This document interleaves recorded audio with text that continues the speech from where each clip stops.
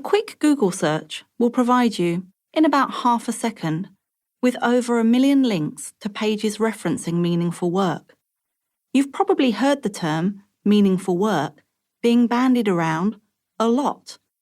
I have Google alerts set up to let me see any reference to the term that is being publicly shared, and I had to change the settings to only alert me once a day, as it was constantly sending me notifications. It's a term that is regularly seen in the news, and not just the business news. Yes, there are articles in Forbes, Fortune, and Harvard Business Review, but there are also regular articles in national news outlets too, from 9 News to ABC in Australia, through to the Times of London, the Times of India, and the New York Times, to name just a few. The quest for meaningful work is human and it is universal.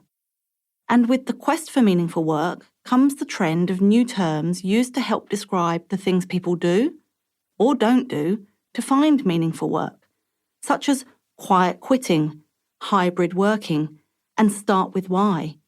Or even, as an old boss once said to me, win their wallets and their hearts will follow. At time of writing, there is a shortage of critical talent. Unemployment in Australia is at record lows, and even though it will fluctuate with economic cycles, the long-term trend toward talent shortages will become more challenging, as we'll see in later chapters. Work trends are regularly written about and commented on.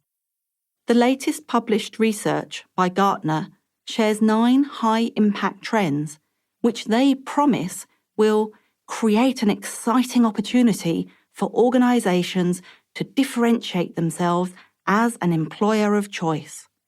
In other words, an opportunity for organisations to create more meaningful work for their people. As leaders, we often struggle to attract, retain, and develop quality employees.